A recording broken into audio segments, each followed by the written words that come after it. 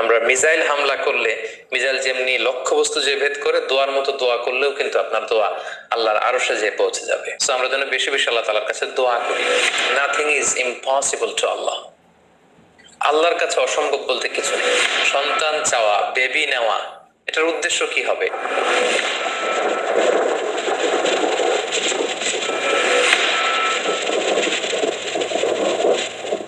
আসসালামু আলাইকুম ওয়া রাহমাতুল্লাহি ওয়া বারাকাতুহু। প্রিয় দিনী ভাই এবং বোনেরা, প্রফেট সিরিজের 22তম পর্বে আপনাদের সবাইকে স্বাগতম। আজকের পর্বে আমরা সাইয়েদুনা জাকারিয়া আলাইহিস সালামের জীবনী সম্পর্কে শুনবো ইনশাআল্লাহ। সাইয়েদুনা জাকারিয়া আলাইহিস সালাম তিনি ছিলেন বনি ইসরাইলের একজন নবী, যিনি ফিলিস্তিনের বাইতুল মাকদাসে বসবাস করতেন। তিনি ইয়াহইয়া আলাইহিস সালামের পিতা ছিলেন এবং মারিয়াম আলাইহিস সালামের খালু ছিলেন, এবং পেশাগত দিক থেকে তিনি ছিলেন কাঠমিস্ত্রি।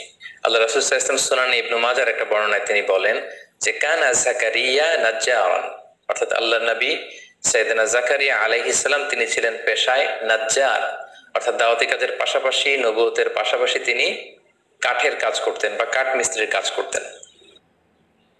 সাইয়েদনা জাকারিয়া আলাইহিস সালাম তিনি সাইয়্যিদাতুনা মারিয়াম আলাইহাস সালামের তত্ত্বাবধায়ক ছিলেন, অর্থাৎ তাকে তিনি লালন পালন করতেন।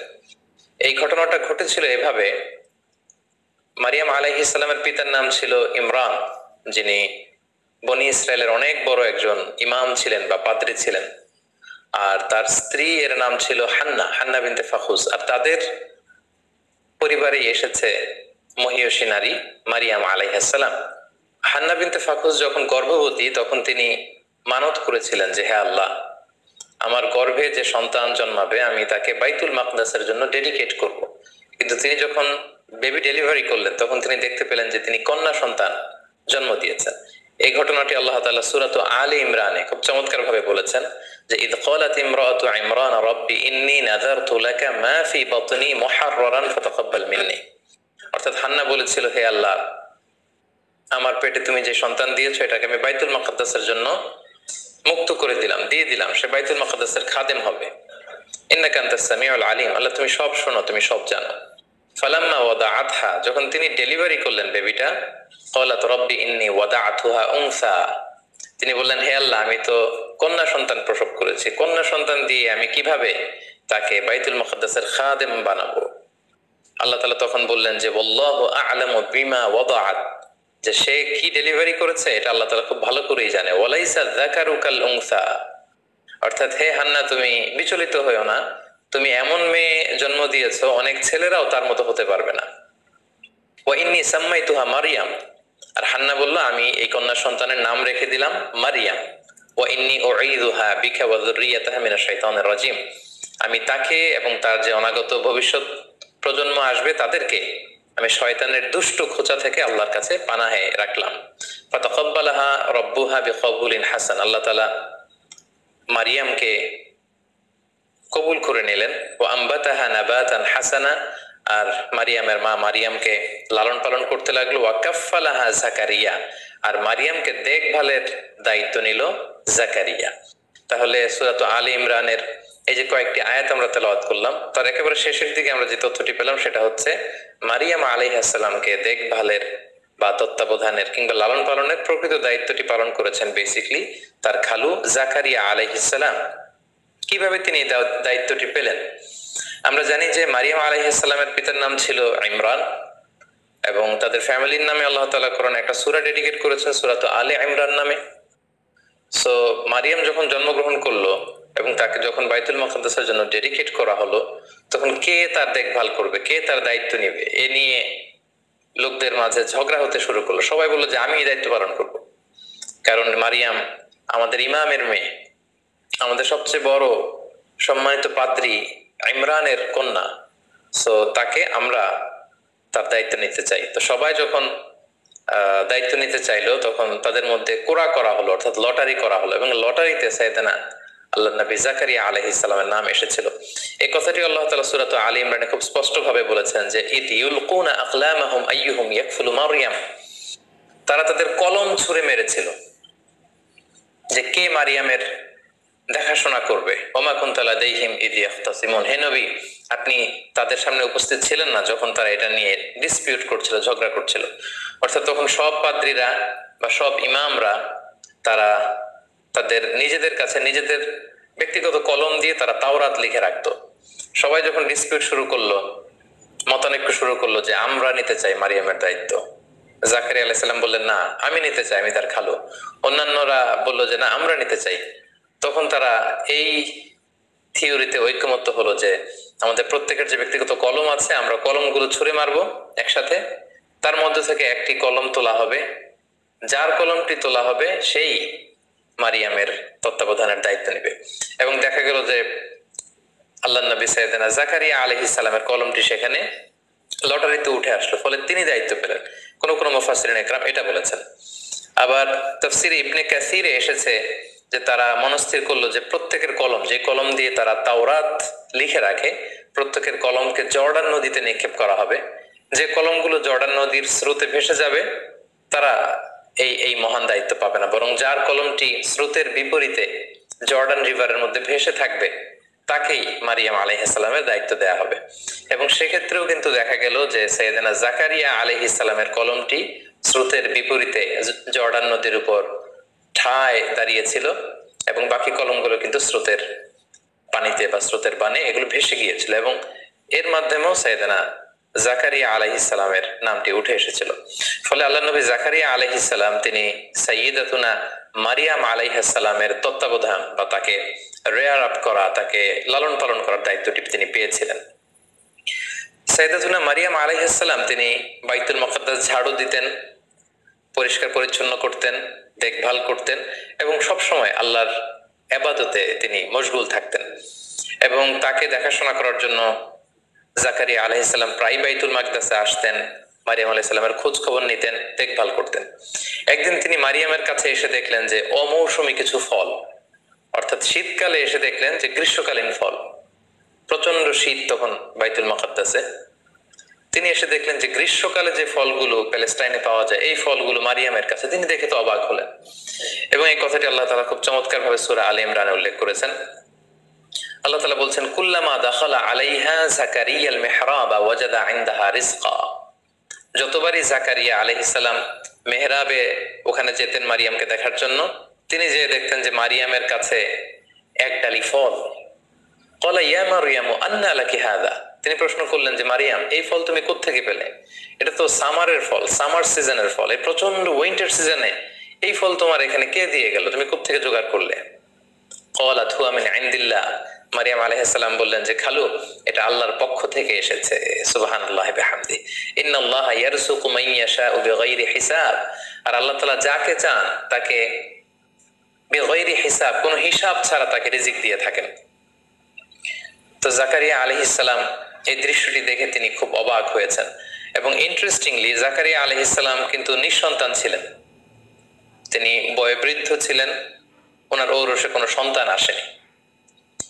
তো ওনার যখন কোনো সন্তান নেই, ঠিক ওই মুহূর্তে উনি যখন দেখতে পেতেন যে মারিয়ামের কাছে অমৌসুমী কিছু ফল, এই মৌসুমে তো এই ফল পাওয়ার কথা না, এই দৃশ্য দেখে ওনার ভগ্ন হৃদয়ে আবার আশার সঞ্চার হলো। তিনি ভাবলেন যে যে আল্লাহ তাআলা মারিয়ামকে শীতকালে গ্রীষ্মকালীন মৌসুমী ফল খাওয়াতে পারে, সে আল্লাহ তাআলা তো চাইলে আমাকেও এই পুরো বয়সে আমার এই বার্ধক্যের সময় আমাকে তো আল্লাহ তাআলা সন্তান দিতে পারেন।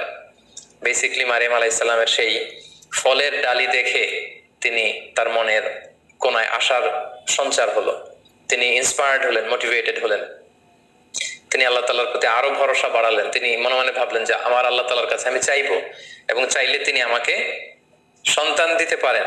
মারিয়াম আলাইহিস সালামের এই দৃশ্য দেখে ইন্সপায়ার্ড হয়ে আল্লাহ তাআলার কাছে দোয়া করলেন। তিনি বললেন রব্বি হাবলি মিন লাদুনকা যুররিয়াতান তাইয়্যিবা, অর্থাৎ হে আল্লাহ আপনি আপনার পক্ষ থেকে আমার জন্য পবিত্র সন্তান দান করুন। খুব কায়মনোবাক্যে একনিষ্ঠভাবে সিনসিয়ারলি তিনি দোয়াটা করলেন। সূরা আম্বিয়াতে এসেছে তিনি দোয়া করেছেন রব্বি লা তাযারনি ফারদা ওয়া আনতা খায়রুল ওয়ারিসিন, অর্থাৎ হে আমার রব আপনি আমাকে নিঃসন্তান বানিয়ে রাখবেন না, আপনি আমাকে একা বানিয়ে রাখবেন না, আপনি আমাকে উত্তম উত্তরাধিকারী দান করুন। এবং সূরাত মারিয়ামে এসেছে যে ইয নাদা রাব্বাহু নিদাআন খাফিয়া, তিনি চুপি সারে চুপি চুপি আল্লাহর কাছে কেঁদে কেঁদে দোয়া করলেন।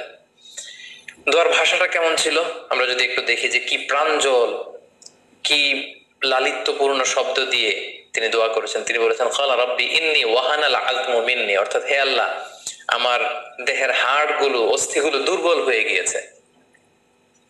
ওয়াহানাল আযমু মিন্নী, আমার হাড় দুর্বল হয়ে গিয়েছে। ওয়াশতাআলা রাসু শাইবা, আমার চুলের শুভ্রতা প্রকাশ পেয়েছে, মানে সাদা চুল হয়ে গিয়েছে সাদা, আমার দেহে শক্তি নেই, বার্ধক্যের ভারে আমি নুজ্জ প্রায়।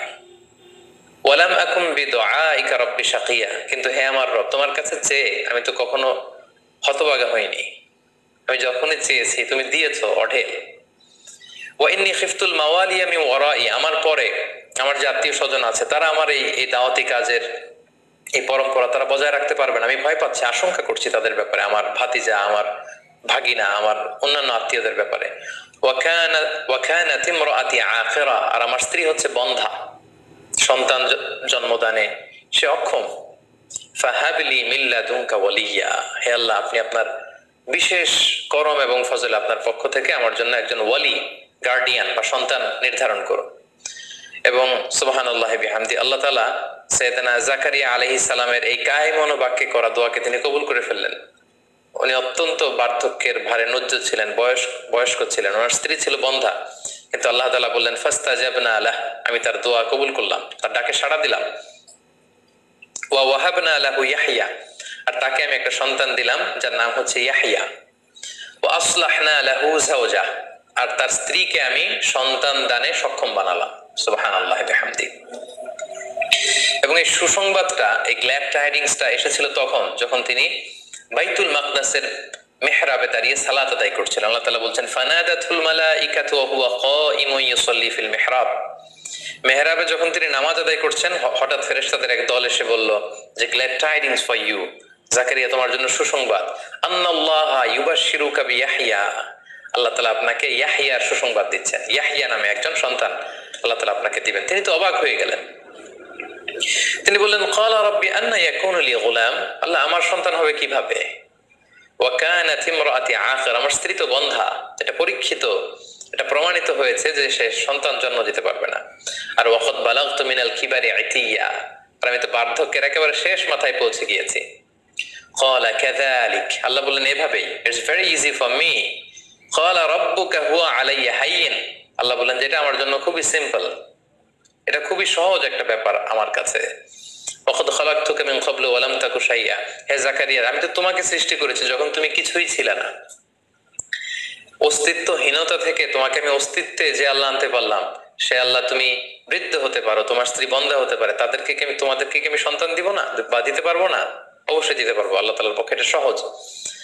ক্বালা রাব্বি জাআলনি আয়া, জাকারিয়া আলাইহিস সালাম বলেন আল্লাহ তাহলে আপনি একটা সাইন দেন, আমাদেরকে একটা নিদর্শন দেন, কিভাবে বুঝবো যে আমাদের সন্তান হবে, লোকেরাও বা কিভাবে বুঝবে? ক্বালা আয়াতুকা আল্লা তুকাল্লিমান নাসা সালাসা লায়ালিন সাবিয়া, আল্লাহ বলেন তোমার নিদর্শন হচ্ছে সামনের 3 দিন তুমি আর কথা বলতে পারবে না, তোমার কথা বলার শক্তি আমি কেড়ে নিলাম, তুমি চুপ থাকবে 3 দিন, ইশারা ইঙ্গিতে কাজ করতে হবে। এবং সেটাই হলো, তিনি তারপরের 3 দিন কথা বললেন না। বনী ইসরাইলের যারাই এসেছে তাদেরকে তিনি আকারে ইঙ্গিতে আল্লাহর তাসবিহ তাহলিল করতে বললেন। সুবহানাল্লাহি বিহামদি। ঠিক এভাবেই আল্লাহ তাআলা সাইয়েদনা জাকারিয়া আলাইহিস সালামের মনোবাঞ্ছনা তিনি পূরণ করেছেন, তার হৃদয়টাকে আল্লাহ তাআলা সিক্ত করেছেন, তার দোয়াকে আল্লাহ তাআলা কবুল করেছেন। এবং সেটা ঘটেছে কিভাবে? ওই যে মারিয়াম আলাইহিস সালামকে তিনি ফল খেতে দেখেছেন, যেই ফল ওই টাইমে পাওয়া যায় না, তিনি মোটিভেটেড হলেন যে মারিয়ামকে আল্লাহ যদি এটা করতে পারে, আমি আল্লাহর কাছে চাইলে আল্লাহ আমাকে কেন দিবে না? সুবহানাল্লাহি ওয়া বিহামদিহি। আল্লাহ তাআলা তাকে সন্তান দান করলেন, তার নাম হচ্ছে ইয়াহইয়া।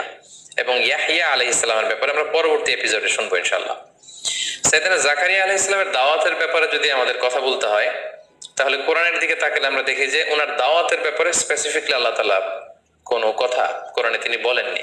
তবে আমরা জানি যে পৃথিবীর সব নবীরা তাওহীদের দাওয়াত দিয়েছেন, একত্ববাদের দাওয়াত, ওয়াননেস অফ গড, পৃথিবীতে স্রষ্টা যে একজন, এটার দাওয়াত দিয়েছেন।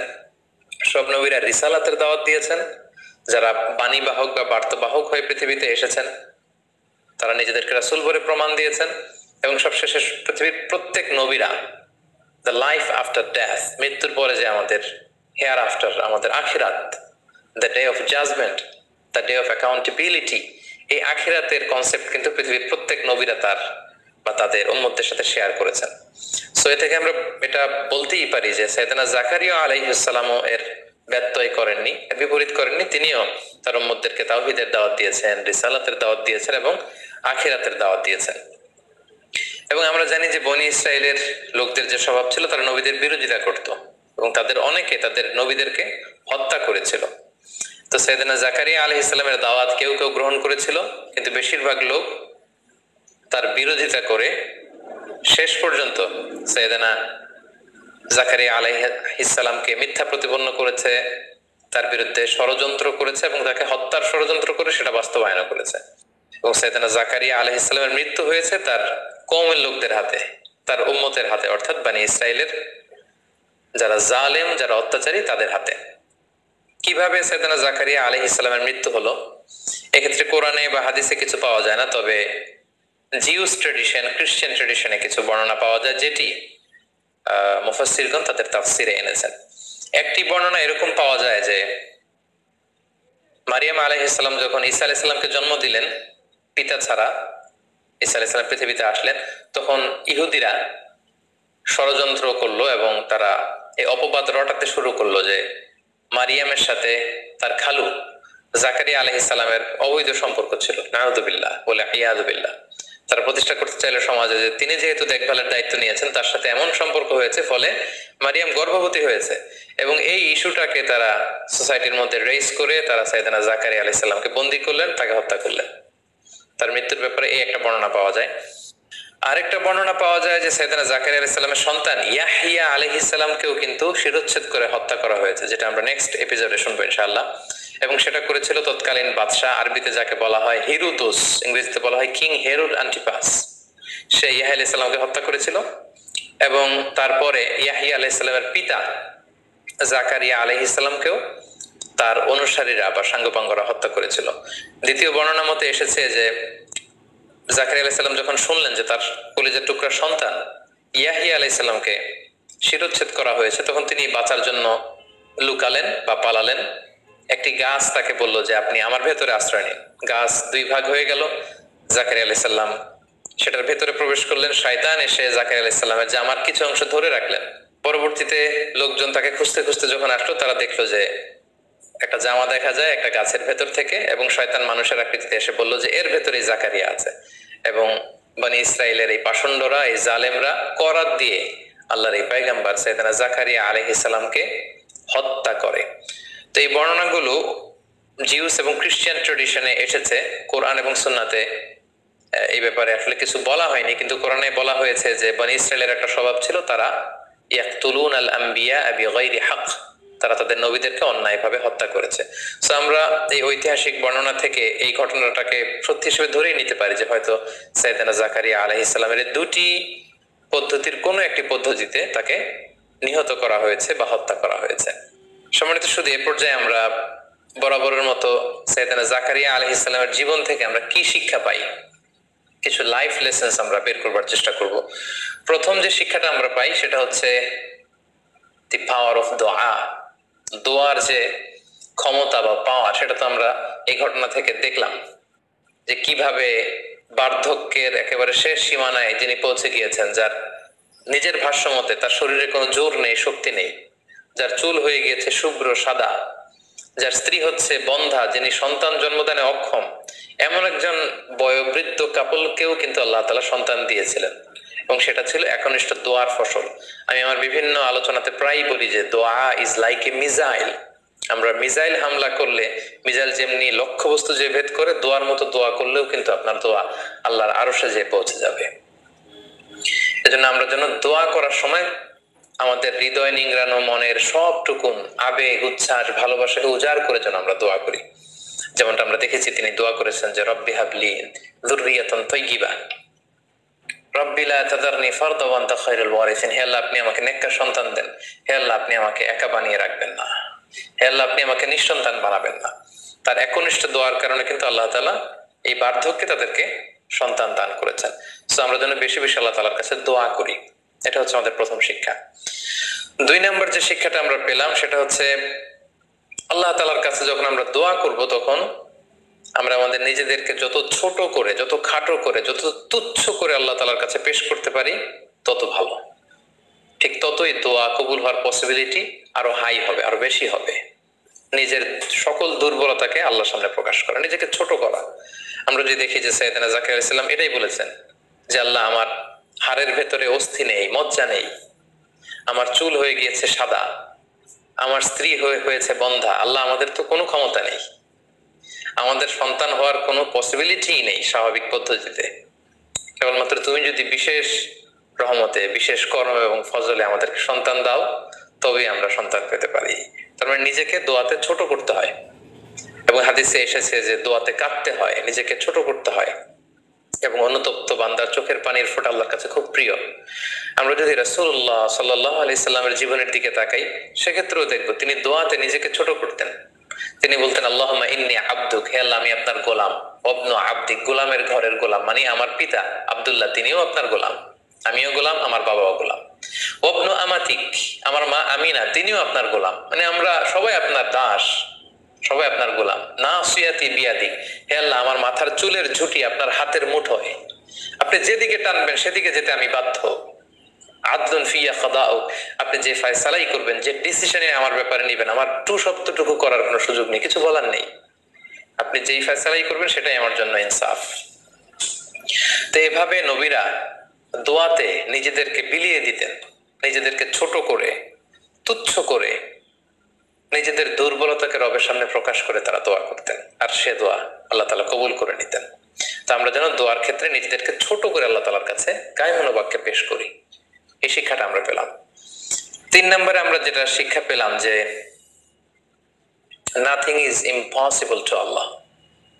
আল্লাহর কাছে অসম্ভব বলতে কিছু নেই, তিনি সব করতে পারেন, তিনি সব করতে পারেন। তিনি পাহাড়কে দরিয়া করতে পারেন, তিনি দরিয়াকে পাহাড় করতে পারেন, তিনি শুকনো মরুভূমিতে তিনি ঝর্ণা বহাতে পারেন, তিনি তরঙ্গ বিক্ষুব্ধ সাগরকে ধুধু মরু প্রান্তর বানাতে পারেন। কুন ফাইয়া কুন, তিনি শুধু বলেন বি, ইট ওয়াজ, এটা হয়ে যায়। তিনি কোন বললে সেটা হয়ে যায়। সো আল্লাহ তাআলার কাছে অসম্ভব বলতে কিছু নেই, এটা আমরা জানলাম সাইয়েদনা জাকারিয়া আলাইহিস সালামের জীবনী থেকে। 4 নম্বরে আমরা যেটা শিখলাম বা জানলাম সেটা হচ্ছে আশা হারানো যাবে না, নেভার লুজ হোপ, আশাহত হবেন না। আমরা প্রায় দেখি যে অনেক নবদম্পতি বা দম্পতি, তাদের অনেক বছর বিয়ে হয়েছে, 5 বছর, 10 বছর, 15 বছর, এতে সন্তান হয় না। তারা অনেকে আমাদের কাছে এসে তাদের মনের দুঃখ কষ্টের কথা শেয়ার করে এবং তারা হতাশ। আমরা সে সমস্ত দম্পতি ভাই বোনদেরকে বলবো যে আপনারা হতাশ হবেন না। আপনারা যদি জাকারিয়া আলাইহিস সালামের জীবনের দিকে খেয়াল করেন, যে দেখবেন যে তাদের এই বার্ধক্যের সময় যে আল্লাহ তাআলা সন্তান দিয়েছেন, আপনাকেও আল্লাহ দিতে পারেন।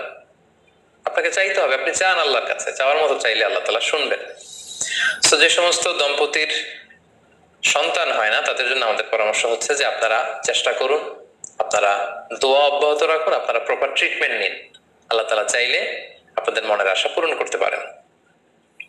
সর্বশেষ যে শিক্ষাটি আমরা সাইয়েদনা জাকারিয়া আলাইহিস সালামের জীবনী থেকে পাই সেটা হচ্ছে যে আল্লাহ তাআলার কাছে যে আমরা সন্তান চাই, আমরা দম্পতিরা যে সন্তান চাই, মা বাবারা সন্তান চাওয়া, বেবি নেওয়া, এটার উদ্দেশ্য কি হবে, এটাও কিন্তু আমরা সাইয়েদনা জাকারিয়া আলাইহিস সালামের জীবনী থেকে পেয়েছি।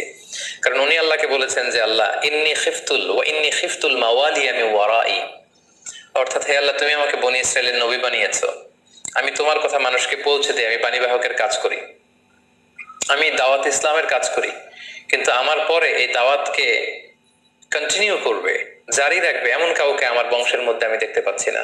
আল্লাহ তুমি এমন এক সন্তান দাও, আমার যে নেককার সন্তান, যে আমার দাওয়াতের ধারাবাহিকতা যে অব্যাহত রাখবে। তাহলে দেখেন নবীদের, আমরা সন্তান চাই কি কারণে সন্তান চাই? যে শেষ বয়সে সে আমার শেষ সম্বল হবে, আমার আখেরে লাঠি হবে, আমাকে সাপোর্ট করবে, আমাদের দেখভাল করবে, নানা কারণে আমরা আল্লাহর কাছে সন্তান চাই। কিন্তু নবীদের মাইন্ডসেট কিন্তু আমাদের থেকে আলাদা। তিনি বলেছেন ওয়া ইন্নী খিফতুল মাওয়ালিয়া মিন ওয়ারাই, আল্লাহ আমার পরে তো এই দ্বীন ইসলাম মিটে যাবে যদি নিউ জেনারেশনকে দাওয়াত দেওয়ার মতো কেউ না থাকে। আমার ভাই ভাতিজা, আমার ভাগিনা, এদের মধ্যে কাউকে তো আমি দেখি না যারা আমার এই দাওয়াতি মেসেজকে কন্টিনিউ করবে। সো আল্লাহ আমাকে একজন নেককার আল্লাহওয়ালা সন্তান আপনি দান করুন যে আমার এই দাওয়াতকে অব্যাহত রাখবে।